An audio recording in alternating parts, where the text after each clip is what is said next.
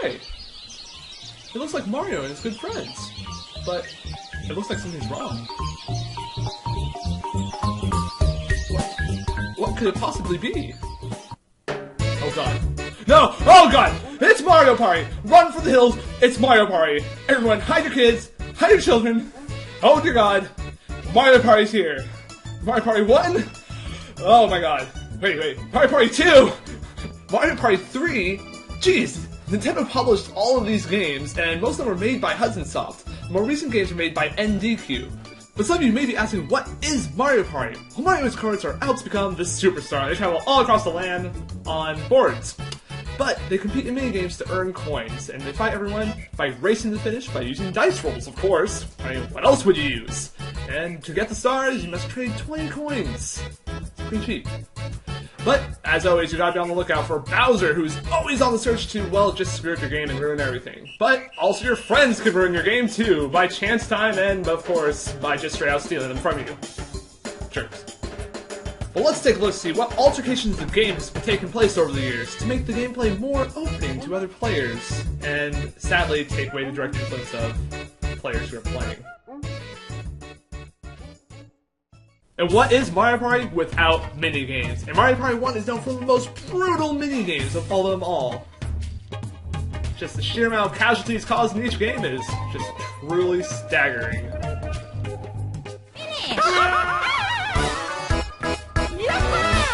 And after your friends are dead, you will be rewarded a certain amount of coins in which you are free to spend on stars and other things.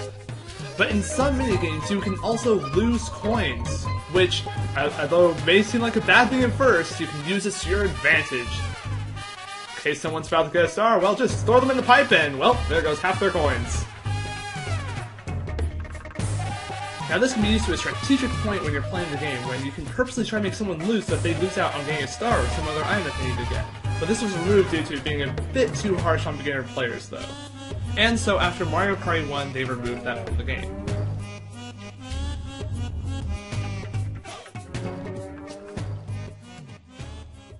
Mario Party 2 spiced up the variety with brand new items being introduced into the game that actually influence the game on your own will, instead of being a random event that happened normally in Mario Party 1.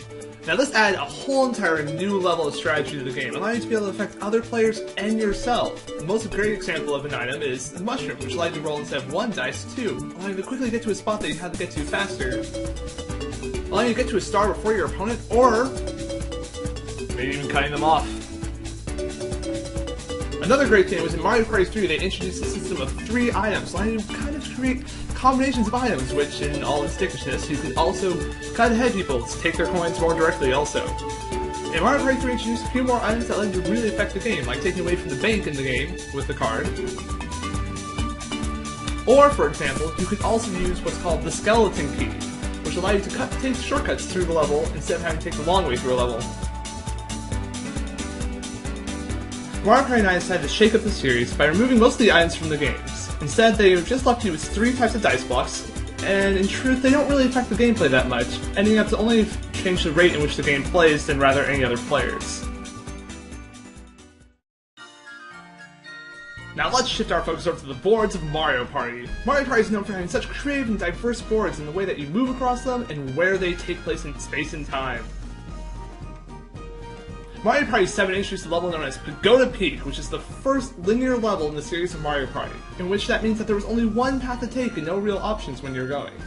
Mario Party 8 followed suit along with the same idea of a linear board, in which basically you had to go from one end to the other and then just recycle itself like that. And Mario Party 9 was a game that was basically all of the boards had the same linear style, just going from one end to the other.